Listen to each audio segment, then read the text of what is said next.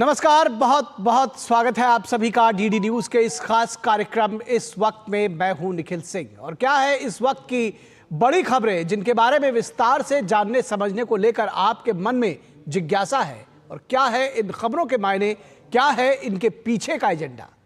गठबंधन में कांग्रेस की किरकिरी आखिर क्यों कहा जा रहा है ऐसा, इस पर हम विशेष बातचीत करेंगे। साथ ही साथ बात होगी वक्फ पर जेपीसी हंगामे पर हद पार, आखिर क्यों हद पार कर रहा है विपक्ष वक्फ को लेकर के। और इसके साथ ही साथ आरोप प्रत्यारोप की सियासत में दिल्ली धुआं धुआं, प्रदूषण में जीना हुआ है मुहाल, लेकिन आरोपों की जो सियासत है वो आखिर क्यों लगातार आगे जा रही है। होंगे अहम सवाल और जवाब, लेकिन सबसे पहले इस वक्त की हेडलाइंस। भाजपा ने कांग्रेस को बताया दोहरे चरित्र वाली पार्टी, कहा दलितों का अपमान नहीं सहेगा हिंदुस्तान। प्रियंका गांधी के नामांकन के समय कमरे के बाहर खड़े दिखे कांग्रेस अध्यक्ष मल्लिकार्जुन खड़गे।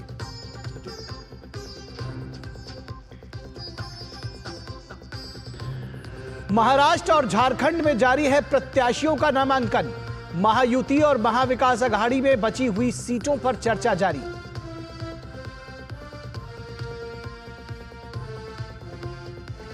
दिल्ली एनसीआर में वायु प्रदूषण से जूझ रही है दिल्ली। प्रदूषण का स्तर अति खराब श्रेणी में, पानी में अमोनिया का स्तर बढ़ने से गहरा सकता है जल संकट।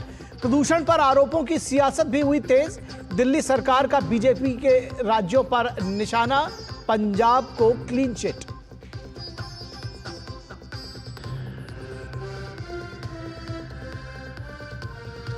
वक्फ पर बनी जेपीसी की बैठक में हंगामा और हिंसा करने पर बीजेपी सांसदों ने की टीएमसी नेता कल्याण बनर्जी पर एफआईआर दर्ज किए जाने और जेपीसी से सस्पेंड करने की मांग।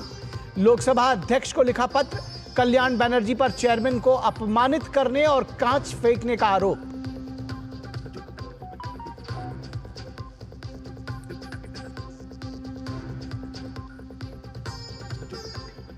और चक्रवाती तूफान दाना के आज रात ओडिशा तट से टकराने की आशंका, नुकसान से बचने के लिए केंद्र और राज्य सरकारों ने कसी कमर।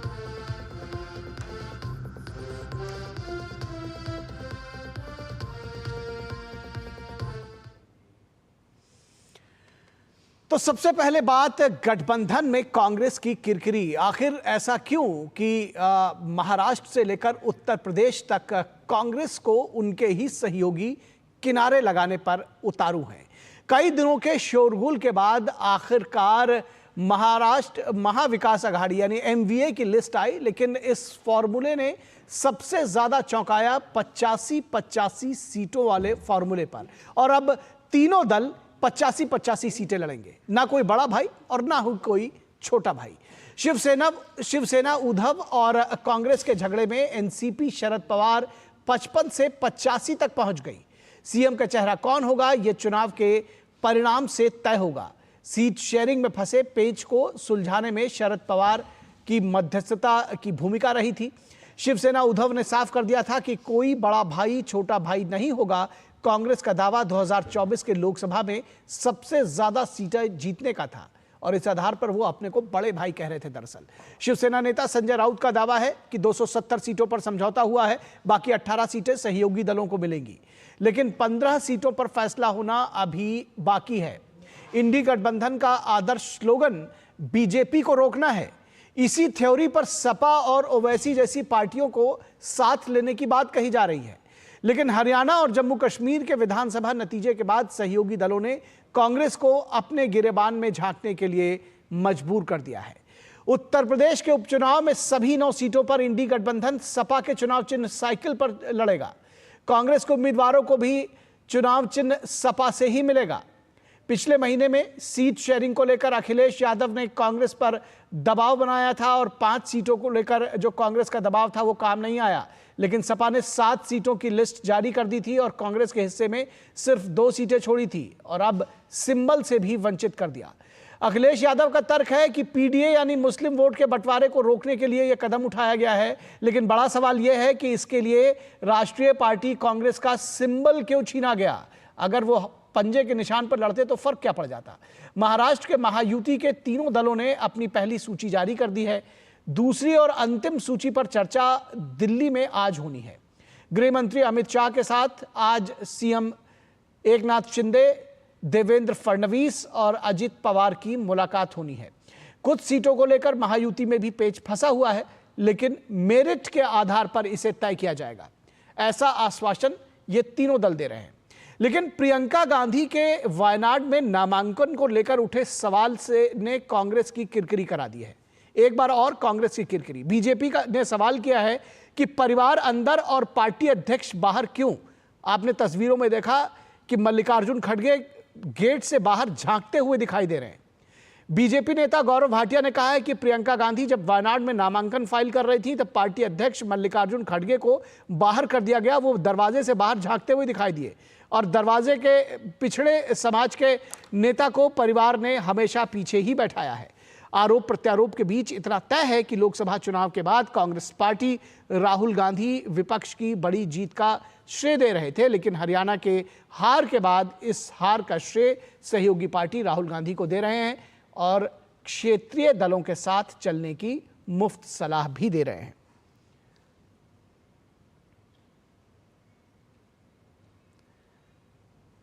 तो इसमें सबसे पहले देखते हैं कि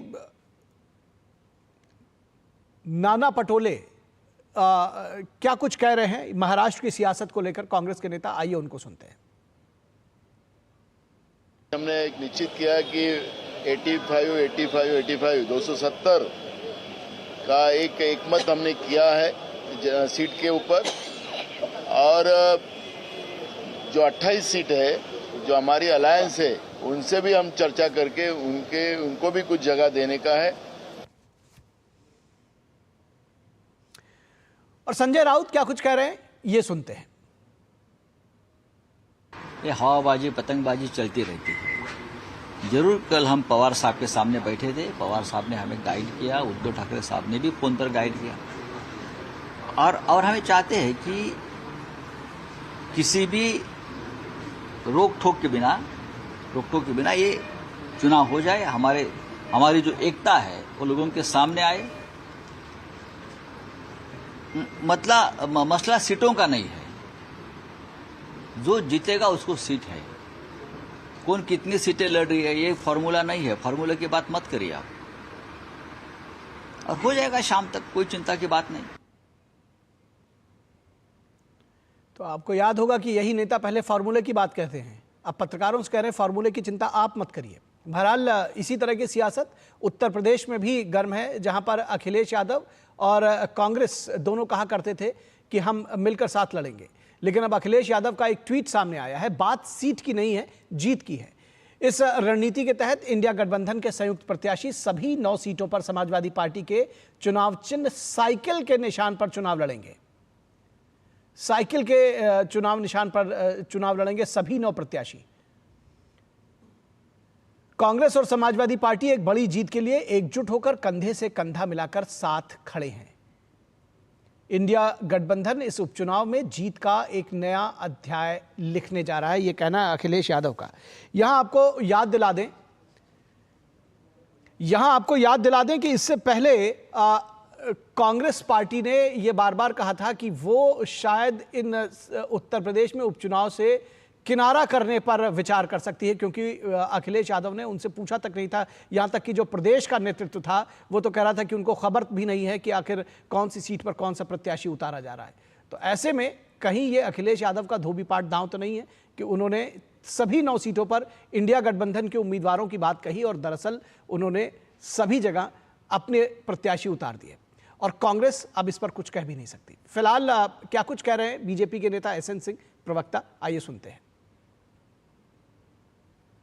देखिए, समय समय पर समाजवादी पार्टी का छल का बल वो दिखाई देने लगता है, और समाजवादी पार्टी अपने छल के बल कभी समाज के साथ करती है, कभी परिवार के साथ करती है, और कभी अपने सहयोगियों के साथ करती है। आज समाजवादी पार्टी ने अपने छल के बल का प्रयोग अपने सुंदर सहयोगी कांग्रेस के साथ कर दिया। सवाल ये नहीं है कि सपा ने दिया नहीं या कांग्रेस ने लिया नहीं, सवाल ये खड़ा हो गया कि जो सबसे सुंदर सहयोगी बनकर चुनाव में आए थे और चुनाव में जा रहे हैं, आज उसी कांग्रेस को समाजवादी पार्टी ने हार की गारंटी मान ली। और इस पूरी खबर पर चर्चा करने के लिए हमारे साथ 3 खास मेहमान जुड़े हुए हैं, उनसे आपका परिचय करा दें। हमारे साथ डॉक्टर कौशल कांत मिश्रा जुड़े हुए हैं, जो कि बीजेपी के प्रवक्ता हैं। स्वागत है मिश्रा जी आपका। संदीप त्रिपाठी, कांग्रेस के नेता, हमारे साथ जुड़े हुए हैं। त्रिपाठी जी आपका भी स्वागत है। विनोद मिश्रा, हमारे कंसल्टिंग एडिटर, जुड़े हुए हैं। विनोद जी आपका भी स्वागत है। और विनोद जी, अगर हम इसको जो सारी चर्चा अभी आपने सुनी, ये जो रिपोर्ट है वो आपने देखी, अगर इसको हम ये कहना चाहें कि हर जगह से कांग्रेस को किनारा लगाने की जो एक कोशिश है वो सहयोगी दल कर रहे हैं, और कहीं ना कहीं जिसको कहते हैं कि एडजस्टमेंट की इस सियासत में कांग्रेस को ही एडजस्ट कर दिया उनके सहयोगी दलों ने, अगर हम कुछ इसको ऐसे देखें। निखिल, मैं आपकी रिपोर्ट में अभी देख रहा था, अखिलेश यादव ने अभी अभी ट्वीट किया है और राहुल गांधी के साथ हाथ मिलाते हुए उनकी वो तस्वीर जो है, वो एक बात तो एक बड़ा मैसेज है। मैसेज ये है कि दिल मिले न मिले लेकिन हाथ मिलाते रहिए। तो ये दिल मिले न मिले हाथ मिलाते रहिए क्या कि जो एक कंपल्सन है अभी इंडिया गठबंधन में, वो साफ साफ आपको यूपी में भी दिखाई दे रहा है, आपको महाराष्ट्र में भी दिखाई दे रहा है, या आप हर जगह देखें, इवन कि केरल में भी दिखाई दे रहा है। तो अब ये सवाल तो जरूर उठता है कि क्या ये इंडिया गठबंधन सिर्फ पार्लियामेंट तक है या पार्लियामेंट के बाहर में भी है, जहां ये दावा करते हैं कि ये चट्टानी एकता है। रही सबसे इंपॉर्टेंट चीज जो है, जब आप महाराष्ट्र को देखते हैं तो कांग्रेस की ये कल तक जब ये लिस्ट आ रही थी, आज लिस्ट आ जाएगी, शाम तक लिस्ट आ जाएगी, और ये करते करते जब शरद पवार बैठे तो कैसे तीनों दल को, चाहे वो शिवसेना हो, चाहे वो एनसीपी शरद पवार हो, चाहे कांग्रेस पार्टी हो, सबको 85-85 के आंकड़े में ला दिया।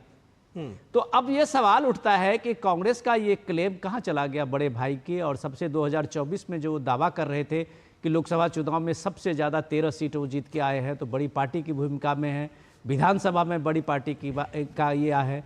तो कितनी चालाकी से शरद पवार ने पहले कांग्रेस और शिवसेना को लड़ा दिया, और अपनी जो 50 और 55 सीटें मिलनी थी उनको, उसको 85 पे ले गए।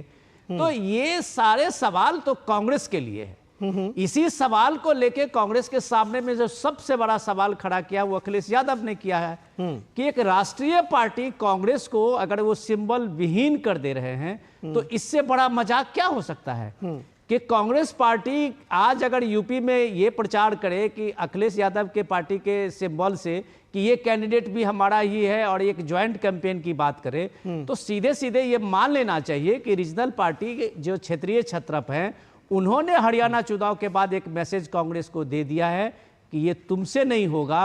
आपको अगर सरवाइव करना है राजनीति में, तो आपको क्षेत्रीय दलों की डिक्टेशन जो माननी पड़ेगी, और ये डिक्टेशन कम से कम आप ये देख लीजिए कि सीधे सीधे शिवसेना ने और सीधे सीधे अखिलेश यादव ने अभी दे दिया है। जी, हमारे साथ शिशिर शेलार भी जुड़े हुए हैं मुंबई से।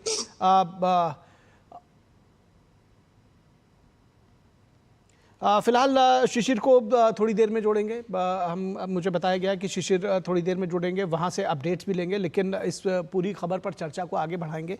डॉक्टर कौशल कांत मिश्रा और संदीप त्रिपाठी कांग्रेस और बीजेपी से हमारे साथ जुड़े हुए हैं। संदीप त्रिपाठी, अगर कांग्रेस की बात कही जाए और आपसे समझने की कोशिश करें कि राष्ट्रीय पार्टी जो बार बार कहा जा रहा है उत्तर प्रदेश के विशेष संदर्भ में सिंबल विहीन, ऐसी क्या वजह है, ये स्वीकार करने के पीछे का कारण क्या है, और आपको क्या लगता है कि ये संदेश देना नहीं हुआ कि कांग्रेस के सिंबल पर अब जनता वोट नहीं देगी?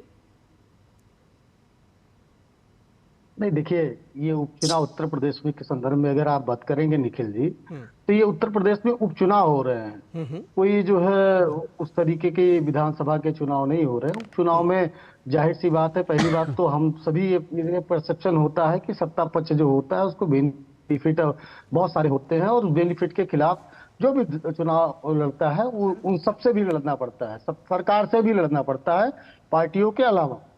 रही बात, अभी अखिलेश जी ने अपनी बात कही है, पार्टी का भी कोई ऑफिशियल स्टेटमेंट नहीं आया है, ना पार्टी की अभी कोई बात आई है। हम लोगों का एज ए कार्यकर्ता कांग्रेस का ये मानना है कि कांग्रेस पार्टी का शीर्ष नेतृत्व अगर ये कहता है कि आपको हमने घोषित चुनाव में जिस तरीके से मदद की उस तरीके से मदद करनी है, या अलग से चुनाव लड़ना है तो हम अलग से लड़ने के लिए, हमारी तैयारी 10 सीटों पर मैं फिर कह रहा हूं कि 10 सीटों पर हमारी सीटें, इवन जो 5 सीटें और भी आने वाले समय में खाली होने वाली है, वहां पर भी बराबर तैयारी चल रही है।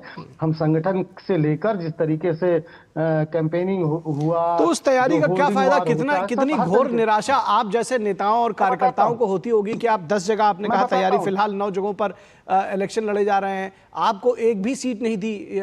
जो चुनावों से पहले अभी जो पिछले दिनों चर्चा थी कि कांग्रेस तो विरोध में एक भी सीट नहीं लड़ने वाली है, और अब अखिलेश यादव ने कह दिया हम सचमुच आपको एक भी सीट नहीं देंगे, 9 जगह जो होगा सिंबल हमारा ही होगा। कार्यकर्ताओं का क्या होगा निखिल, एक बात कांग्रेस मैं के? मैं बताता हूं निखिल जी।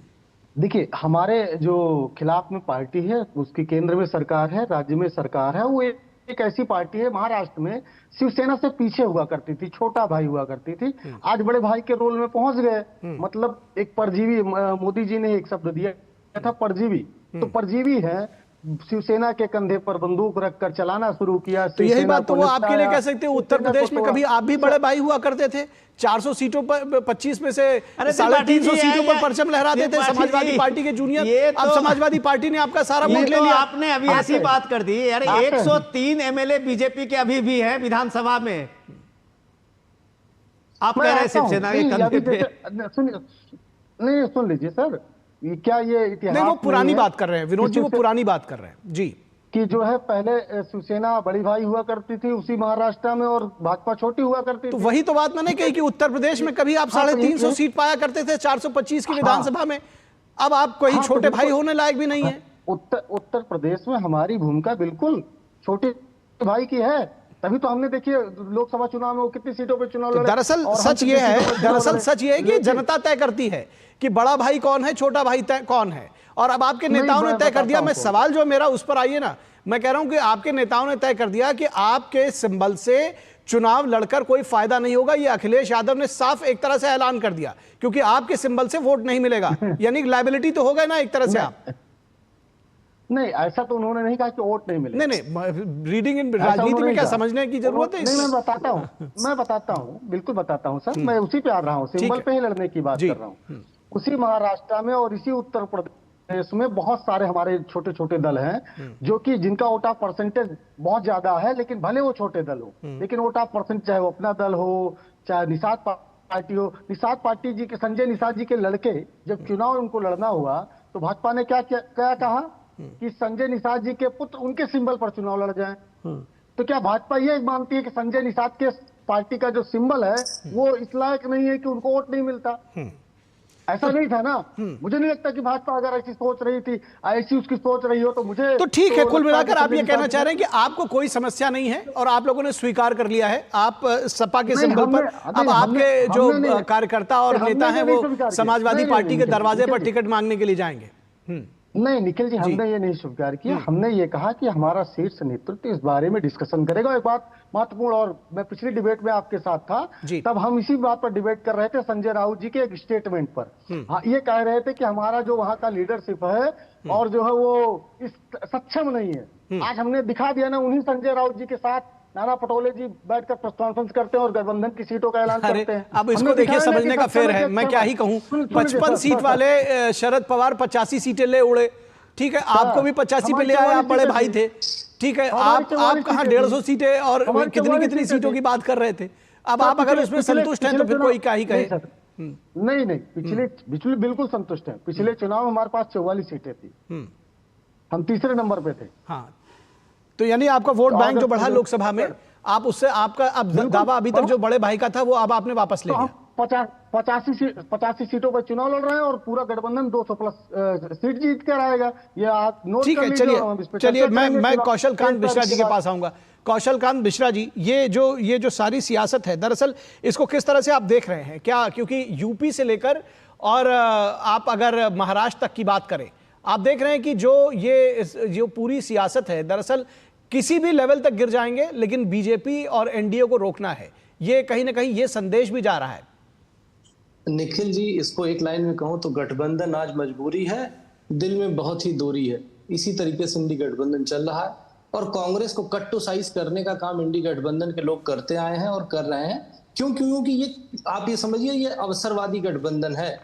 आप कहीं से भी देखिए, चाहे जम्मू कश्मीर से शुरू कीजिए, वहां पे कांग्रेस की बैसाखी नेशनल कॉन्फ्रेंस है, उत्तर प्रदेश में समाजवादी पार्टी है, वेस्ट बंगाल में टीएमसी के साथ जाने की कोशिश करते हैं, झारखंड में जेएमएम के साथ जाने की कोशिश करते हैं, कर्नाटका में लेफ्ट के साथ लेते हैं और कभी अपोज करते हैं एक जगह, महाराष्ट्र में 85 कट्टू साइज कर दिए गए हैं। और अगर निखिल जी, अगर कांग्रेस को दिक्कत नहीं है, कांग्रेस के प्रवक्ता को दिक्कत नहीं है, तो हमें लगता है कि हमें इस बात पे ज्यादा तुल देना ही नहीं चाहिए। अभी मेरे मित्र कह रहे थे कि बहुत छोटी छोटी पार्टियां होती हैं, उन छोटी पार्टियों को सिंबल पे लड़ाया जाता है।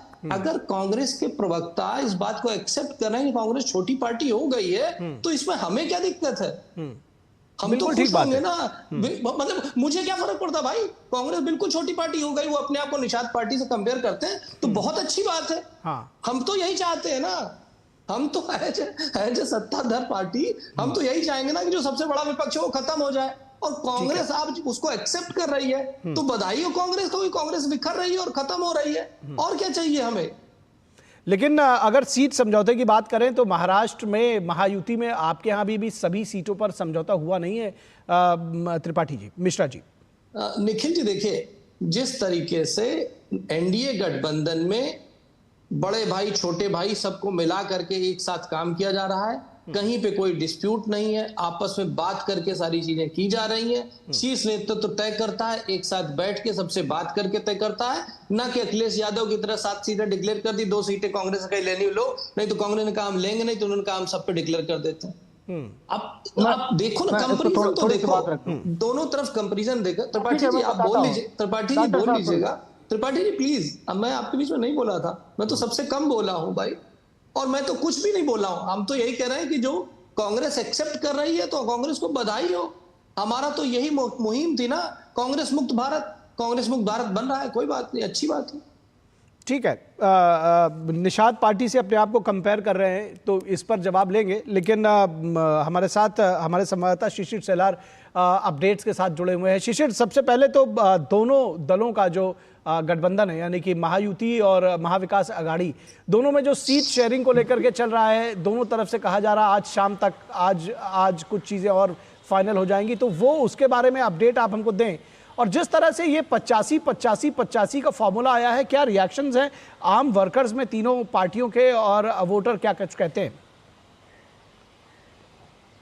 बिल्कुल, देखिए निखिल, सबसे पहले अगर 85 के सीट शेयरिंग फार्मूले की बात करें तो विपक्ष भी यहाँ पे यही कह रही है, जो वर्कर्स लोग भी यही कह रहे हैं कि जहाँ तक बात करें, कंपैरिजन करें, तो कुछ दिनों पहले जब लोकसभा का चुनाव हुआ था, उसके रिजल्ट जब आए थे, उसके बाद बात चली थी कि किसका स्ट्राइक रेट अच्छा है, और जिसका स्ट्राइक रेट अच्छा रहेगा जाहिर सी बात है कि उसको तवज्जो मिलेगी, उसको सीट ज़्यादा मिलेगी, इस प्रकार से बातें चल रही थी। लेकिन इसके बावजूद कल हमने जब देखा तो तीनों पार्टियों को समसमान सीटों का यहाँ पर बंटवारा किया गया है। तो ऐसे में क्या स्ट्राइक रेट का जो बात कही जा रही थी उसको शायद इस पर ध्यान नहीं दिया गया है, ये हम कह सकते हैं, क्योंकि जिस प्रकार से सीट शेयरिंग हुआ है। दूसरी महत्वपूर्ण बात इसमें यह भी है कि पिछले लोकसभा चुनाव में शिवसेना ने जो थे वो सबसे ज़्यादा सीटें लड़ी थी, कांग्रेस दूसरे पायदान पर थी, और इसके बावजूद कांग्रेस की सीटें ज़्यादा आई थी। तो ऐसे में इस वक्त कांग्रेस ये कह रही थी कि चूंकि सीटें ज़्यादा आई है तो स्वाभाविक बात है कि उनको सीटें लोकसभा विधानसभा में ज़्यादा चाहिए थी, और ये कांग्रेस के नेताओं से बात भी कई बार सामने भी आई। हालांकि इसके बाद सीट शेयरिंग फॉर्मूला जो होता है उसमें भी एक बात मैं आपको कह दूं कि 270 जो सीटें हैं उस पर बातचीत हो चुकी है, लेकिन ये 270 सीटें जो है किस प्रकार से, मतलब 50 सीटें तो बढ़ चुकी है, लेकिन उसके बावजूद कुछ सीटें अभी बाकी है, तो उन सीटों का बंटवारा किस प्रकार से होगा ये अभी तक स्पष्ट नहीं है। जिन सीटों पर इससे पहले थोड़ा सा वाद चल रहा था, प्रतिवाद चल रहा था दोनों पार्टियों की तरफ से, तो अभी भी उस बारे में ये बात क्लियर नहीं हुई है कि वो सीटें कौन सी पार्टी को दी जाएगी और पे कौन से प्रत्याशी खड़े होंगे। तो पहली बात तो ये। दूसरी बात यह है कि आज का दिन अगर देखा जाए तो आज महाविकास आघाड़ी के नेताओं ने कल ये ऐलान कर दिया था कि जो 18 सीटें हम छोटे पार्टियों को दे रहे हैं उनके साथ जो है आज विचार मंथन किया जाएगा, और किस प्रकार से ये 18 सीटें उनमें बांटी जाएगी उस पर विचार विमर्श किया जाएगा। तो आज जो है उस बारे में जो है महाविकास आघाड़ी के नेताओं में चर्चा जारी है कि किस प्रकार से फिर चाहे वो सपा हो या फिर बाकी अन्य पार्टियां, उनको किस प्रकार से इंक्लूड किया जाए। क्योंकि कुछ ही दिनों पहले महाराष्ट्र में जो थे अखिलेश यादव आए थे, उन्होंने महाराष्ट्र की कुछ सीटों पर सभा भी ली थी और ये दरख्वास्त की थी कि महाराष्ट्र में इंडी अलायंस बनकर लड़ना है और इसीलिए वो इंडी अलायंस का पार्ट है, तो ऐसे में उनको भी महाराष्ट्र में सम्मानजनक सीटें मिलनी चाहिए, उनकी मांग थी। तो ऐसे में आज जो है सीट शेयरिंग का फॉर्मूला खासतौर पर छोटे बाकी अन्य सहयोगी उनके साथ तय किया जाएगा। जहाँ तक बात करें महायुति की, तो इस वक्त महायुति के जो तीनों पार्टियों के प्रमुख है वो इस वक्त दिल्ली में अमित शाह के साथ चर्चा होगी। महायुति में भी कुछ जगहों पर जो है पेंच फंसा हुआ है, हालांकि उनको बढ़त जरूर मिली है। जहां तक बात करें कि फर्स्ट जो लिस्ट है तीनों पार्टियों ने अपनी जारी की है, लेकिन इसके बावजूद कुछ सीटें जरूर ऐसी है जहां पर चर्चा और विचार विमर्श करने की जरूरत है, जिसके लिए महायुति के तीनों नेता इस वक्त दिल्ली में है और अमित शाह से चर्चा करेंगे। ठीक है, ठीक है, आप हमारे साथ बने रहिए। यहाँ पर एक खबर जो कल से सोशल मीडिया पर भी ट्रेंड कर रही है, तमाम जगहों पर दिखाई जा रही है, उसकी भी चर्चा करेंगे। और वो चर्चा है कि वायनाड में जब प्रियंका गांधी नामांकन करने के लिए गई, तो जिस तरह से दरवाजे के बाहर उनको उस कक्ष से जहां नामांकन हो रहा था उससे बाहर कर दिया गया, और मल्लिकार्जुन खड़गे जो पार्टी के अध्यक्ष हैं, और कहा जाता है कि पार्टी में दरअसल दलित चेहरा है, और जिस तरह से दलितों की सियासत करने की बात कांग्रेस पार्टी करती है और कहती है कि हम एक आम कार्यकर्ता को भी अध्यक्ष बना सकते हैं। ये ये तस्वीरें आप अपने टीवी सेट्स पर देख रहे हैं, जिस तरह से मल्लिकार्जुन खड़गे भीतर झांकते हुए नजर आ रहे हैं, ये उनकी बेबसी भी नजर दर्शाती है, और किस तरह से उनको उपेक्षित किया गया इस पूरे प्रकरण में। और इस पूरे नामांकन के दौरान परिवार बाहर रहा, परिवार अंदर रहा, और खड़गे साहब अध्यक्ष जो है वो बाहर रहे।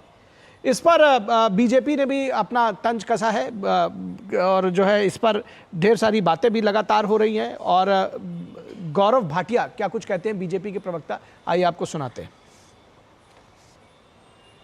ये तस्वीर सब कुछ कहती है। ये आगे आपको दिखाई दे रहे हैं क्राइम मास्टर गोगो जीजाजी रॉबर्ट वाड्रा, ये आगे बैठे हैं। इनके बगल में है प्रियंका गांधी वाड्रा, इनके पुत्र रेहान, इनकी भी एंट्री हो चुकी है, ये भी आगे बैठे हैं। सोनिया गांधी कमरे के अंदर हैं और राहुल गांधी भी कमरे के अंदर हैं। जितनी जानकारी हमें है 5 लोग नामांकन करते हुए कमरे के अंदर रह सकते हैं। सोनिया गांधी, प्रियंका गांधी, क्राइम मास्टर गोगो जीजाजी रॉबर्ट वाड्रा, राहुल गांधी और रेहान वाड्रा, 5 अंदर आ गए। तो पार्टी का अध्यक्ष है तो क्या हुआ, पिछड़े समाज से आता है तो क्या हुआ।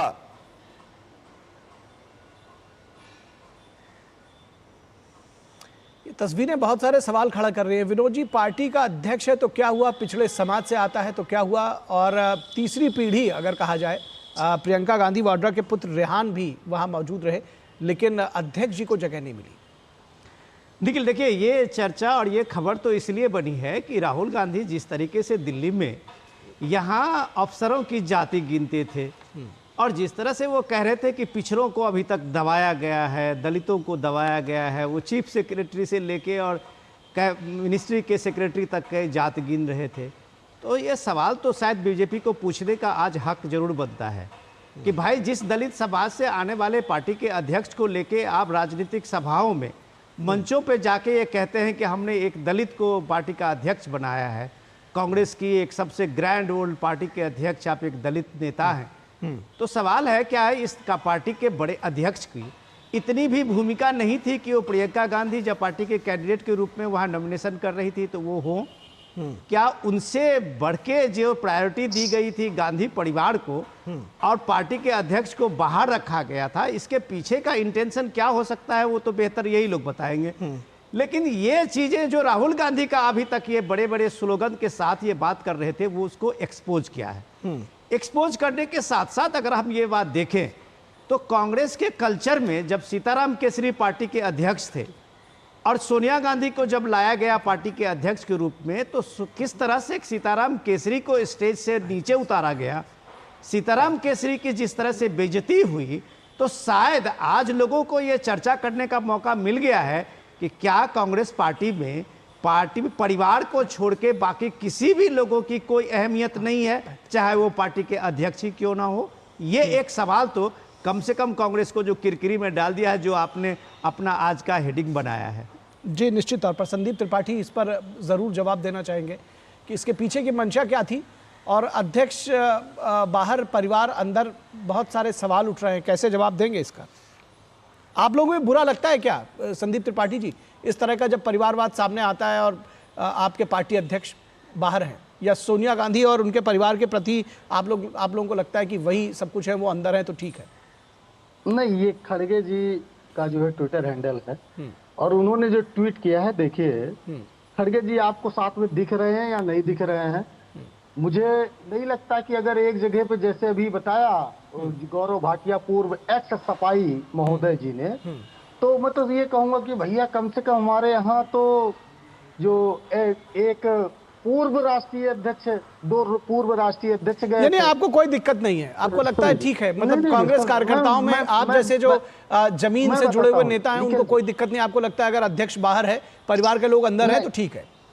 नहीं निखिल जी, मैं बताता हूँ, मुझे नहीं लगता कि 5 लोगों की जो सीमा की बात अभी की, मोदी जी के चुनाव में उस बात का जो है पूरी तरीके से फॉलो हुआ हो, या बहुत सारे बड़े नेताओं को ये नियम फॉलो होते हो, लेकिन वहां पर फॉलो करवाया इसलिए गया क्योंकि हमारे राष्ट्रीय अध्यक्ष जी अंदर न जा पाए। मतलब है नहीं तो जो फॉलो करवाया गया तो किन लोगों को अंदर लेकर जाना है? गठबंधन की है वहाँ, सरकार आपके गठबंधन की है, सरकार आपके गठबंधन की है। संदीप जी, सरकार आपके गठबंधन की है, सरकार है, ठीक है। संदीप जी, गठबंधन भी सरकार भी आपकी है और 5 लोगों को किनको लेकर जाना है ये आप ही लोग तय कर रहे हैं। वायनाड भी आपका है, वहाँ का नेता भी आपका है, क्या बात करते हैं संदीप जी? एक्चुअली कांग्रेस वालों के अरे मैं जवाब दे रहा हूँ ना, अभी तक कुछ जो नैतिकता का पाठ पढ़ा है पढ़ लीजिए। अभी मैंने एक बार बीच में बोला तो आप नहीं बताइए, आप ही बताइए ना, सरकार तो आप ही की है। चलिए आप ही जवाब दीजिए, आप ही जवाब दीजिए, सरकार आप ही की है। बिल्कुल मैं जवाब देता हूँ, मैं इसीलिए बैठा हूँ। हमारी सरकार बिल्कुल है, लेकिन डीएम कौन होता है, कैसे होता है, सरकार तय करती है। निर्देश पर काम सुन लीजिए, किसके निर्देश पर वो काम करता है, किसकी प्रतिनियुक्ति पर जाता है, कौन उसको बुला सकता है, कौन नहीं बुला सकता, सबको पता होता है। अरे आप ये करेक्ट करिए, कहां से बात लेकर जा रहे हैं? कौन प्रतिनियुक्ति कर रहा है, उससे क्या मतलब है? चुनाव आयोग का वो लागू। एक मिनट विनोद जी, नहीं विनोद जी, 1 मिनट। और दूसरी बात, आप इस बात को कहीं से कहीं लेकर जा सकते हैं। 5 लोगों को अगर अंदर जाना था तो रेहान को और रॉबर्ट वाड्रा को जाना जरूरी था, अध्यक्ष जी को अंदर नहीं ले सकते। इससे दिखा रहा है कि आप परिवार को प्रश्रय दे रहे हैं। निखिल, मैं 1 मिनट जोड़ देता हूं। इसमें आप किसी सरकार को जिम्मेदार इसलिए नहीं ठहरा सकते कि इलेक्शन कमीशन का जब एमसीसी लगता है, आप बड़े नेता हैं, कांग्रेस के जानकार आदमी हैं त्रिपाठी जी, वहां पे सरकार की क्या भूमिका होती है? वहां सीधे सीधे मॉडल कोड ऑफ कंडक्ट है, वो वहां पे जो रिटर्निंग ऑफिसर है या जो ऑफिसर के सामने में नॉमिनेशन हो रहा है तो उनको तय करना है, और वो एक रूल है कि 5 लोग से ज्यादा कभी भी नॉमिनेशन में नहीं होंगे। दरअसल विनोद जी, ये सारी बातें संदीप जी को खूब पता है। सवाल उनसे जो है, ये बात ऐसा नहीं कि उनको पता नहीं है, वो इस चीज को। संदीप जी, आप खाली ये बताइए कि आप लोगों को, आप पार्टी कार्यकर्ताओं में के खून में कभी उबाल आता है कि आपके पार्टी अध्यक्ष को बाहर कर दिया गया, एक लड़के को जो शायद अभी पता नहीं 18 के हैं भी कि नहीं है, उनको आप अंदर लेकर के आए हुए हैं, और आप लोग कह रहे हैं कि ठीक है, कोई दिक्कत नहीं है, ये जो दूसरी तरह की सियासत है, और आप कहां की बात कर रहे हैं? मैं जवाब निखिल जी देने के लिए बैठा हूं। विनोद जी सवाल कर रहे हैं, मिश्रा जी सवाल कर रहे हैं, और आप 3 लोग। उसमें भी समस्या है, लेकिन उसके बावजूद आप जवाब कहां दे रहे हैं? जवाब दीजिए, चलिए ठीक है, जवाब देने देंगे। हाँ दीजिए। जी, अभी आप ये कह रहे हो कि आपका खून उबाल मारता है कि नहीं मारता। देखिए, परिवार वाले जो लोग होते हैं ना, उनको परिवार के बारे में पता होता है कि बेटे को ले जाना चाहिए। वो ऐसे जो है राजनीतिक इवेंट में भी, कार्यक्रमों में, राजीव गांधी जी जब प्रधानमंत्री हुआ करते थे, राहुल जी छोटे थे, कार्यक्रमों में जाते थे। लेकिन अब जिसके परिवार में पता चला कि हमारे यहाँ एक कहावत है, ठीक है, मैं समझ गया। इससे ज्यादा, क्योंकि मेरे पास सिर्फ 2 मिनट का समय है, आपकी बात आ गई। आप कहने के राजीव गांधी के समय से है, राहुल गांधी सभाओं में जाया करते थे, तो आप लोग इसके आदी हैं, आपको कोई दिक्कत नहीं है। आपका पार्टी का अध्यक्ष कमरे के बाहर झरोखे की तरह झांक रहा है, और अगर आप ओके हैं तो ठीक है। मैं कौशल कांत मिश्रा जी से कमेंट चाहूंगा इसमें। जी निखिल जी, जिस तरीके से इंडी गठबंधन ने कांग्रेस ने को कट टू साइज किया है, वैसे ही उस परिवार ने पूरे कांग्रेस के कार्यकर्ताओं को कट टू साइज कर दिया है। जिस तरीके से उनके अध्यक्ष दरवाजे के बाहर खड़े हुए हैं, और बात ये नहीं है, और अरे सुनिए ना, निखिल जी देखिए, सुनिए, आप तो अपनी बात कह चुके भाई, संदीप जी अपनी बात कह चुके, उत्तेजित मत होइए। निखिल जी, एक्चुअली कांग्रेस में परिवार के बाहर का कोई भी आए, चाहे वो दलित हो, वो बाहर रहेगा, सीताराम केसरी जी की बात बताई गई अभी आपने, उसी तरीके से आप देखिए जब भी परिवार के बाहर का प्रधानमंत्री भी होता है, चाहे वो माइनॉरिटी के मनमोहन सिंह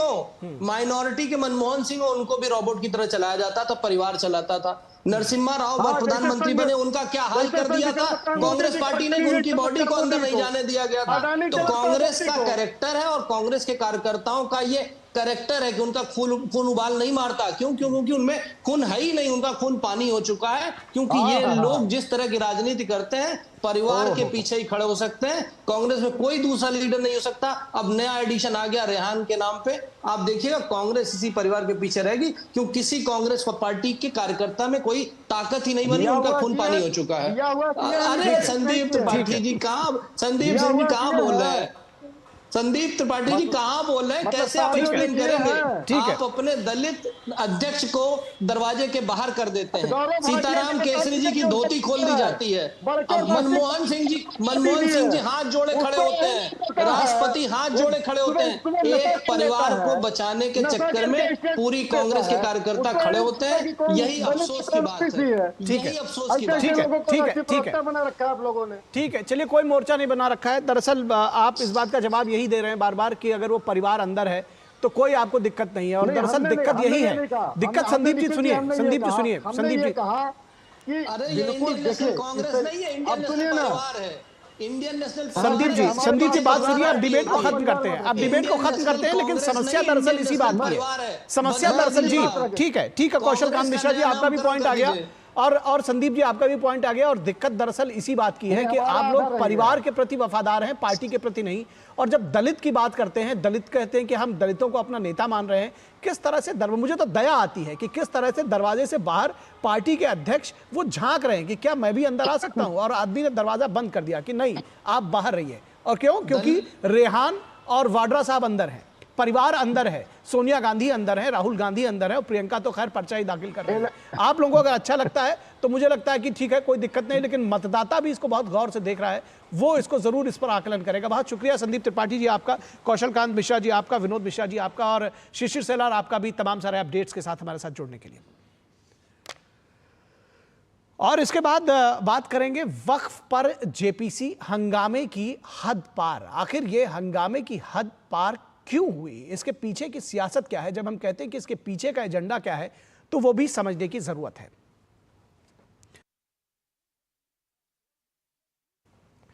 वक्फ संशोधन विधेयक पर जेपीसी बैठक में मंगलवार को हुए हंगामे का विवाद जो है वो थमने का नाम नहीं ले रहा है। अब जेपीसी में शामिल 3 भाजपा सांसदों ने टीएमसी सांसद कल्याण बनर्जी के खिलाफ एफआईआर दर्ज किए जाने की मांग को लेकर लोकसभा अध्यक्ष ओम बिरला को पत्र लिखा है। ओम बिरला को पत्र लिखा गया है 3 बीजेपी सांसदों ने। इस पत्र में 3 सांसदों ने मांग की है कि जेपीसी की बैठक के दौरान हुए हंगामे की जांच पूरी होने तक कल्याण बनर्जी को निलंबित किया जाना चाहिए। ओम बिरला को लिखे इस पत्र में बीजेपी सांसद निशिकांत दुबे, अपराजिता सारंगी और अभिजीत गंगोपाध्याय ने संयुक्त रूप से हस्ताक्षर किए हैं। पत्र में बीजेपी सांसदों ने लोकसभा अध्यक्ष से टीएमसी सांसद को लोकसभा से निष्कासित करने पर विचार करने का भी अनुरोध किया है और कहा है इस मामले को एथिक्स कमेटी में भेजा जाए। अपने पत्र में सांसदों ने कहा है कि वह कल्याण बनर्जी की गुंडागर्दी और अक्षम्य हिंसक व्यवहार के गवाह हैं और उन्हें कार्रवाई का सामना करना चाहिए। दरअसल सूत्रों के मुताबिक मंगलवार को वक्फ बिल पर जेपीसी की बैठक के दौरान ओडिशा के पर प्रेजेंटेशन चल रही थी। बैठक में सेवानिवृत्त न्यायाधीशों और सुप्रीम कोर्ट के वकीलों सहित कई प्रमुख हस्तियां भी मौजूद थी। इस दौरान कल्याण बनर्जी बिना अपनी बारी के अपनी बात रखना चाहते थे। इससे पहले भी 3 बार वो ऐसा कर चुके थे और उनको करने दिया गया था। बीजेपी सांसद अभिजीत गंगोपाध्याय ने इस बात पर आपत्ति जताई। सूत्रों के मुताबिक कल्याण बनर्जी ने अभिजीत गंगोपाध्याय के खिलाफ अभद्र भाषा का इस्तेमाल किया। इसके बाद विवाद बढ़ा और इसके बाद तीखी बहस के बीच कल्याण बनर्जी ने कांच की बोतल मेज पर पटक कर तोड़ दी और उसके कुछ टुकड़े अध्यक्ष जगदंबिका पाल की ओर उछाल दिए।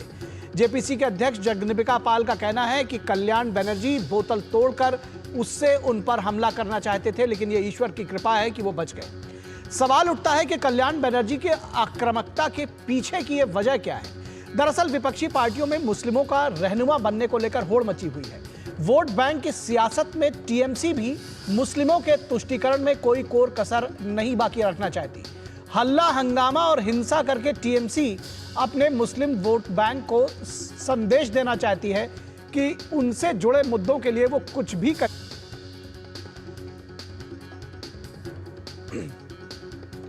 यही हाल कमोबेश कांग्रेस सहित दूसरे विपक्षी दलों का भी है, जहां मुस्लिमों के तुष्टीकरण करने को लेकर आपस में मानो होड़ मची हुई है। ऐसे में वक्फ संशोधन विधेयक को लेकर देश की सियासत गर्म है। मोदी सरकार ने 8 अगस्त को लोकसभा में 2 विधेयक, वक्फ संशोधन विधेयक 2024 और मुस्लिम वक्फ खात्मा विधेयक 2024 पेश की। सरकार के मुताबिक इन विधेयकों का उद्देश्य वक्फ बोर्ड के कामकाज के तौर तरीकों में सुधार लाना और वक्फ संपत्तियों का कुशल प्रबंधन सुनिश्चित करना है। मौजूदा बिल 1995 के कानून में संशोधन करता है ताकि वक्फ संपत्तियों के विनियमन और प्रबंधन में आने वाली समस्याओं और चुनौतियों का समाधान किया जा सके। वक्फ संपत्तियों से जुड़े विवादों को लेकर लाखों की संख्या में मुस्लिम पक्षकारों ने ही याचिकाएं दाखिल कर रखी हैं। कहा जाता है कि वक्फ संपत्तियों के प्रबंधन से आम मुस्लिमों और विशेष तौर पर महिलाओं को दूर रखा गया है और कुछ रसूखदार लोग ही इसका लाभ ले रहे हैं। विपक्ष ने मौजूदा बिल के कुछ प्रावधानों पर कड़ी आपत्ति जताई और उसके बाद इसे आगे की जांच के लिए संसद की संयुक्त समिति को भेजा गया था। तो संयुक्त समिति की एक ऐसी ही बैठक थी मंगलवार को। दरअसल इससे पहले भी सोमवार को इस तरह की बैठक में हंगामा हुआ था और मंगलवार की बैठक में कहा जा रहा है कि कल्याण बनर्जी जो कि टीएमसी के सांसद हैं, उन्होंने सारी हदें पार कर दी। उनको खुद भी चोट लग गई, 4 टाके लगे हाथ में। जेपीसी के अध्यक्ष जगदंबिका पाल का कहना है कि टीएमसी नेता कल्याण बनर्जी का रवैया अशोभनीय था। ज्वाइंट पार्लियामेंट्री कमेटी ऑन वक्फ की बैठक हो रही थी और उसमें जिस तरह की घटना टीएमसी के सांसद श्री कल्याण बनर्जी के द्वारा कांच की बोतल को तोड़ करके मेज पे जिस गुस्से से, आवेश से और जिस तरह से आपा खो गए और उन्होंने मेरे ऊपर उसको फेंका। ईश्वर की कृपा है कि मैं बाल बाल बच गया, मेरे सामने मेज पे आके नीचे गिरी। अगर इस तरह की सहमति असहमति किसी विधेयक पे हो सकती है और सरकार अगर संशोधन लाई है तो इसलिए कि इस संशोधन से वक्फ की प्रॉपर्टी का रजिस्ट्रेशन हो। वक्फ प्रॉपर्टी जो करता है गॉड के नेम पे, तो कम से कम उसका फ़ायदा गरीब मुसलमान को, आम पसमानदा को, महिलाओं को, बच्चों को मिले। और टीएमसी सांसद कल्याण बनर्जी का कहना है कि सेकुलर कैरेक्टर को नॉन सेकुलर करने की कोशिश की जा रही है। सेक्युलर कैरेक्टर को नॉन सेक्युलर करने की कोशिश कर रहे हैं। उनका विरुद्ध में मेरा लड़ाई जारी रहेगा, हम लोग का लड़ाई जारी रहेगा। तो इस लड़ाई में चाहे हिंसा अपनानी पड़े, किस तरह की अपनानी पड़े, क्या कुछ इसके पीछे की वजह होगी, क्या एजेंडा होगा, ये भी समझने की जरूरत है। भाजपा नेता और केंद्रीय मंत्री गजेंद्र सिंह शेखावत जो कि जेपीसी के सदस्य हैं, उनका कहना है कि लोकतांत्रिक व्यवस्था में इस तरह के कृत्य को स्वीकार नहीं किया जा सकता।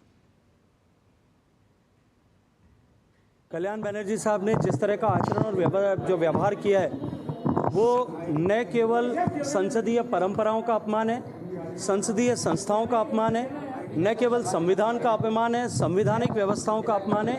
अभी तो उन लाखों मतदाताओं ने जिन्हें उनके चुन करके संसद में भेजा है, उन मतदाताओं के विश्वास का भी जो है अपमान उन्होंने किया है और लोकतांत्रिक व्यवस्था में इस तरह के अपमान को कतई स्वीकार नहीं किया जा सकता। मैं तो कांग्रेस पार्टी और इंडी गठबंधन के सारे नेताओं से इस बात को पूछना चाहता हूं कि वो अपने इसमें आपका क्या स्टैंड है, वो स्टैंड उनको स्पष्ट करना चाहिए।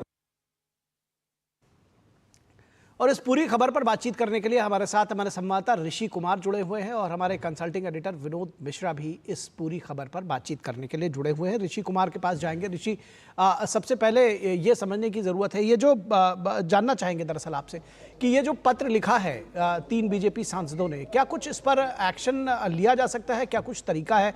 और जेपीसी के अध्यक्ष ने 1 दिन के लिए कल्याण बनर्जी को दरअसल बैठक में 1 दिन के लिए निलंबित किया था। क्या इसके आगे का जो परव्यू है वो लोकसभा अध्यक्ष के पास है? किस तरह से इसको समझे, क्या इसकी कानूनी मान्यता और बाध्यता है? देखिए, जहाँ तक इस संसदीय समिति के सामने जो कल्याण बनर्जी का व्यवहार रहा है, उसके बाद हम कह सकते हैं कि भारतीय संसदीय परंपराओं में एक तरीके से हिंसात्मक रवैया अपनाकर किसी भी मुद्दे को अपनाने की जो कोशिश की गई है, ये जिस तरीके से तमाम राजनीतिक दलों ने इसकी निंदा की है, ख़ासतौर से भारतीय जनता पार्टी ने तो अपनी यहाँ तक मांग कर दी, जैसे कि आपने भी बताया, कि क्यों ना इनके खिलाफ FIR दर्ज हो। और नियमों के अनुसार किसी भी कार्रवाई में जो कि हिंसात्मक आपका व्यवहार होता है, उसमें आपके खिलाफ FIR हो सकती है, क्योंकि यहाँ पर किसी की जान का खतरा अगर बनता है तो उस पर FIR दर्ज की जा सकती है। एक तो टेक्निकल पॉइंट ये है और इसी के आधार पर उन्होंने ये मांग की है। लेकिन चूंकि हम जानते हैं कि जो संसदीय समिति के जो अध्यक्ष हैं, वो संसदीय समिति जो जॉइंट पार्लियामेंट्री कमेटी है उसके एक तरीके से हेड हैं और उनकी सहमति और उनके मंजूरी के आधार पर ही ये मसला आगे बढ़ेगा। हालांकि इस पूरे मसले को लोकसभा अध्यक्ष तक ले जाने की भी कोशिश हुई है और इस पूरे मसले में चूँकि लोकसभा अध्यक्ष अपना पक्ष रख सकते हैं, लेकिन इसमें सबसे बड़ा पक्ष मुझे लगता है जो समिति के अध्यक्ष हैं उनकी तरफ से ही वैलिड माना जाएगा। अगर वो, क्योंकि उन्होंने खुद कहा है कि उनके ऊपर कांच की बोतल फेंकने की कोशिश जो की गई, उनको चोट लग सकती थी, उनकी जान को खतरा हो सकता था। तो अब मुझे लगता है इसमें जो कॉल होगा वो जॉइंट पार्लियामेंट्री कमेटी के अध्यक्ष जगदम्बिका पाल जी की तरफ से होगा। ये एक बड़ा मुद्दा है। दूसरी बात यह है कि इस पूरे के पूरे घटनाक्रम में, जैसे कि हम जानते हैं कि हमारी जो संसदीय समितियां हैं एक मिनी पार्लियामेंट्री प्रोसेस कही जाती है और दुनिया में बहुत कम देश ऐसे हैं जो कि पार्लियामेंट्री कमेटीज़ के माध्यम से जो माइक्रो लेवल पर जो स्क्रूटनीज़ है किसी भी बिल को, उसको आगे बढ़ाने का काम करती हैं। जब हम देखते हैं कि संसद के समक्ष किसी भी बिल को लेकर गतिरोध है, उस पर जो रायशुमारी होना ज़रूरी है, अलग अलग पक्षों को बुलाया जाना ज़रूरी है और उसके हर एक उस बारीक बिंदु पर चर्चा होना ज़रूरी है जिसको कि लेकर विरोध है। और हमने ये बात देखी कि इस पूरे मसले पर जितने भी मुस्लिम पक्ष के लोग थे वो बहुत शांतिपूर्वक तरीके से इस पूरे कमेटी के सामने अपना पक्ष रख रहे थे। भले ही वो विरोध कर रहे थे, लेकिन विरोध करने का उनका तरीका संसदीय परंपराओं के अनुरूप ही था। लेकिन यहाँ पर TMC का जो पक्ष है और खामखा ये कहना कि हम उनके लिए लड़ते रहेंगे और उनके लिए हर हद तक जाएंगे, तो इस हद को पार करने की कोशिश संसदीय समिति में अगर कांच की बोतल तोड़कर की जाती है तो इसकी जो निंदा है वो चारों ओर हो ही रही है। एक और मसला है, इस पर चूंकि वोटिंग भी हुई थी और इस वोटिंग के दौरान ये तय किया गया था कि उनके खिलाफ कितनी कार्रवाई होनी चाहिए। हालांकि बीजेपी के कुछ सांसद उस समय उनको समिति से बाहर करने की मांग कर रहे थे, लेकिन जो विपक्ष के सांसद थे उन्होंने कहा कि इसको एक दिन या जो भी जो अध्यक्ष हैं उनकी तरफ से हो तो एक दिन के लिए उनको निलंबित किया गया है। जो आगामी बैठक 28 तारीख को जो बताई जा रही है संभवतः, हालांकि कंफर्मेशन होना बाकी है, लेकिन 28 को जो बैठक होगी उसमें एक दिन उनका अनुपस्थित होना अब ज़रूरी हो गया है, उनको निलंबित किया गया है। ऐसे में वोटिंग हुई, वोटिंग में 8 और 10 का मसला आया। 10 सांसदों ने कहा कि इनके खिलाफ कार्रवाई होनी चाहिए। तो अब अध्यक्ष के तौर पर उन्हें देखना है कि इस पूरे मसले पर वो किस तरीके से कॉल लेते हैं।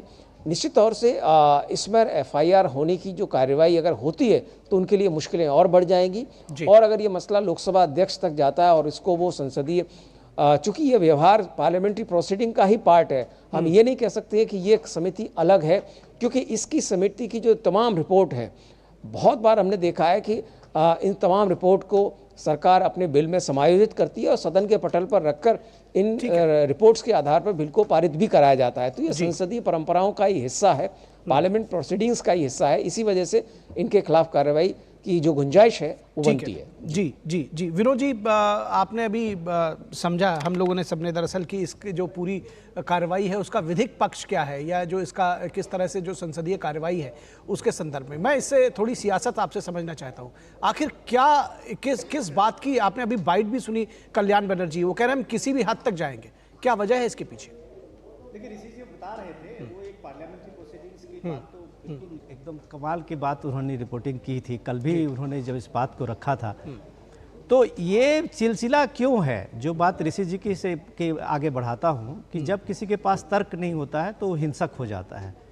तो ये पार्लियामेंट में जो ये पैनल है, बफ पैनल जिसको कहा जाता है, वो पैनल का डिस्कशन करना है कि इसमें अगर कोई त्रुटि है या इसमें जो सरकार ने जो बिल लाया है उसमें कोई खामी देख रहे हैं तो उसके में पक्ष और विपक्ष में अपने तर्क रखने हैं। कल्याण बनर्जी को पता है कि ये पूरा का पूरा वक्फ जो है वो एक तरह से फ्रॉड है। माफ कीजिएगा, मुझे फ्रॉड करना नहीं चाहिए, लेकिन मेरे पास इसका अल्टरनेट नहीं है।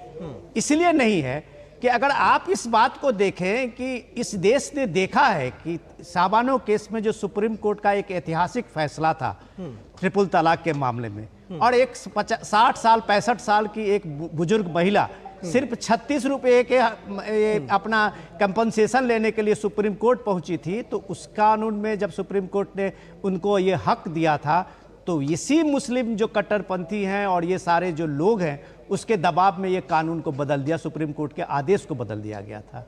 यही चीज आज उन लोगों के सामने में है। ये कुछ लोग जो कुछ इस तरह के जिनका वक्फ पे कब्जा है, उन लोगों को लगता है कि इस तरह की चीजें अगर सरकार का ये संशोधन आ गया इसमें तो उनके लिए बहुत मुश्किलें हो जाएंगी। मुश्किलें ये चीज मैं इसलिए कह रहा हूं कि वक्फ का जो सीधे सीधे एक तो पूरा समझने की जरूरत है कि पूरी दुनिया में वक्फ बोर्ड नाम की ऐसी कोई संस्था मुस्लिम कंट्री में भी नहीं है। पाकिस्तान में आजादी के बाद कुछ दिन वक्फ का एक ये चला था, बाद में पाकिस्तान ने वक्फ की सारी संपत्ति को सरकार में शामिल करके उसे खत्म कर दिया था। तो जब दुनिया में कहीं वक्फ की कोई ऐसी चीजें नहीं है, अवधारणा नहीं है, मुस्लिम कंट्री में भी नहीं है, तो भारत में क्यों है? अगर भारत में है तो वक्फ का जो मतलब होता है अल्लाह का दिया हुआ दान। जी। अल्लाह के दिए हुए दान को लेके जब वक्फ अगर दिल्ली में 3.5 लाख एकड़ जमीन अभी हड़प ली है, पूरे देश में 9.5 लाख एकड़ जमीन वक्फ हड़प ली है, तो इस संशोधन से यह तय होगा कि आखिर इसमें दाता कौन है, दिया किसके गया है, और अगर लोगों को कोई शिकायत है तो उसकी सुनवाई किस कोर्ट में होगी, ये सारे संशोधन में रखा गया है। तो मुझे नहीं लगता कि देश में किसी एक आम आदमी को, किसी एक मुस्लिम को या किसी भी दूसरे समुदाय को लेके कि इसमें आपत्ति होगी कि आपके पास अगर सबूत है उस जमीन का, आपके पास अगर उसके पास पेपर है, तो शायद वक्फ के संशोधन में ऐसा कुछ भी नहीं है कि जो किसी का अधिकार छीना जा रहा है। ठीक है विनोद जी, बहुत शुक्रिया विनोद जी आपका, और ऋषि आपका भी इस तमाम बातचीत के लिए। और बढ़ते हैं अगली खबर की तरफ। दिल्ली की दमघोटू हवा, जिसको कहते हैं कि दिल्ली आरोपों की सियासत में धुआं धुआं दिल्ली। राष्ट्रीय राजधानी क्षेत्र दिल्ली में दमघोटू हवा का असर दिखने लगा है। सर्दी की शुरुआत के साथ ही वायु प्रदूषण में से दो चार होना यहाँ की एक रूटीन प्रक्रिया बन गया है। हवा में स्मॉग का प्रभाव पिछले साल की तुलना में इस साल ज्यादा दिखाई दे रहा है। AQI की बात करें तो दिल्ली में AQI 364 को पार कर गया था, कल की बात है ये, और सेंट्रल पॉल्यूशन कंट्रोल बोर्ड की माने तो ये देश में सबसे ज्यादा है। टोपी ट्रांसफर की सियासत में केजरीवाल पहले इस जहरीली हवा के लिए पंजाब को कसूरवार ठहराते थे। वर्तमान सीएम आतिशी अब यूपी और हरियाणा को जिम्मेदार ठहरा रही है। केजरीवाल का दावा था कि सीएम बनते ही जहरीली हवा से दिल्ली को मुक्त करेंगे, लेकिन प्रयास कम, विज्ञापन पर खर्च ज्यादा हुए हैं। पराली जलाने को लेकर सुप्रीम कोर्ट सख्त हुआ तो हरियाणा ने कार्रवाई तेज की, लेकिन पंजाब में कार्रवाई के नाम पर सिर्फ दिखावा हुआ। अभी भी पराली जलाने की घटना में पंजाब सबसे आगे है। सेहत के हिसाब से बात करें तो 0 से 50 तक AQI सबसे अच्छा माना जाता है, 51 से 100 के बीच संतोषजनक, 300 से 400 तक बहुत ही खराब माना जाता है। उधर यमुना नदी की गंदगी को लेकर दिल्ली में आम आदमी पार्टी और बीजेपी के बीच आरोप प्रत्यारोप का दौर जारी है। LG VK सक्सेना ने पूछा है कि इसका जिम्मेदार कौन। LG ने आप सरकार से कहा कि सियासत करने के बजाय सोशल मीडिया पर बयानबाजी करने के अलावा अगर यमुना की स्थिति को बेहतर बनाने के लिए काम हो तो लाखों श्रद्धालुओं को अभी छठ पूजा करने का मौका मिलेगा। दिवाली के ठीक बाद पूर्व मुख्यमंत्री अरविंद केजरीवाल ने 2020 में विधानसभा में ऐलान किया था कि 2025 तक यमुना प्रदूषण से मुक्त होगी और वे इसमें डुबकी लगाकर दिखाएंगे। आज बीजेपी उन्हें अपने वादे के अनुसार डुबकी लगाने का पर विचार करने को कह रही है।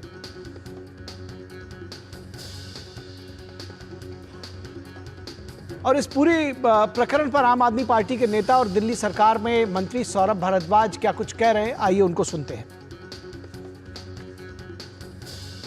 बिल्कुल जो है सर्टिफाइड बात है, सत्यापित बात है कि यमुना के अंदर जो इंडस्ट्रियल वेस्ट आता है वो सोनीपत पानीपत से आता है, और जब जब हम सुप्रीम कोर्ट जाते हैं और सोनीपत पानीपत से वेस्ट बंद हो जाता है तो यमुना के अंदर अमोनिया अपने आप ठीक हो जाता है। इसमें कोई जो है झूठ नहीं है। ये बात हरियाणा सरकार भी जानती है, ये भारतीय जनता पार्टी भी जानती है। और वीरेंद्र सचदेवा बीजेपी के नेता इस पूरे प्रकरण पर वो क्या कह रहे हैं, आइए उनको भी सुनते हैं। रेड कारपेट इसलिए कि शीश महल में रहने वाले लोग हैं, शाही लोग हैं, तो उनको तो रेड कारपेट की आदत है, उनके लिए बिछाया है। और 2 कुर्सियां इसलिए कि वो 2 कुर्सियों की परंपरा खुद दिल्ली की मुख्यमंत्री आतिशी मार लेना ने शुरू की है, तो वो आके बैठेंगी तो उनको चाहिए दूसरी कुर्सी साथ में। अब अरविंद आएंगे तो अच्छा लगेगा हमें, दिल्ली के पूर्व मुख्यमंत्री हैं, वो अभी ठीक है जमानत पे हैं लेकिन आना चाहिए उन्हें और हिसाब देना चाहिए 8,500 करोड़ जो केंद्र सरकार ने दिए हैं माँ यमुना की सफाई के लिए। जरा देखें क्या हालत है। और इस पूरी खबर पर बातचीत करने के लिए हमारे साथ संवाददाता अमरेंद्र गुप्ता हमारे साथ जुड़े हुए हैं। अमरेंद्र, समय लगभग समाप्त हो गया, लेकिन मैं जानता हूं कि आप गागर में सागर भर देंगे। किस तरह से देखते हैं इस पूरी सियासत को, बहुत कम शब्दों में? देखिए निखिल, कुल मिलाकर कहा जाए तो दिल्ली इस समय दोहरी मार को झेल रही है और लगातार वायु प्रदूषण के साथ साथ यमुना प्रदूषित हो चुकी है। और ऐसे में जिसको काम के लिए आगे आना चाहिए वो लोग काम न करके जो सियासत का गेम है और जो आपने अभी शब्द इस्तेमाल किया टोपी ट्रांसफर गेम, वो वास्तव में दिखता है। और इसका एक उदाहरण कल आतिशी की प्रेस कॉन्फ्रेंस में दिखता है। जब वो यमुना घाट पर हम लोगों से बात कर रही थी, उन्होंने एक साफ तौर पर जो बात कही वो बहुत ही कोट करने वाली इसलिए भी हो जाती है क्योंकि दिल्ली का जो प्रदूषण का ठीकरा उन्होंने साफ तौर पर हरियाणा और उत्तर प्रदेश को दिया, जबकि सुप्रीम कोर्ट ने अपने वर्डिक्ट में साफ तौर पर कहा कि पंजाब और हरियाणा दोनों दोषी, और हरियाणा में जो है पंजाब के मुकाबले में जो है कम पराली जलाई जा रही है, जबकि पंजाब में ज्यादा। तो पंजाब का नाम न लेके उन्होंने सीधे तौर पे हरियाणा को दिया। और दूसरी अहम बात कि जिस तरह से उनको काम करना चाहिए वो काम नहीं दिख रहा है। और आज इसीलिए दिल्ली ने, बीजेपी ने साफ तौर पर जो मुख्यमंत्री आतिशी और ठीक है, बिल्कुल आपकी बात आ गई। इस वक्त में बस इतना ही। हमारी पूरी टीम को दीजिए इजाजत। नमस्कार।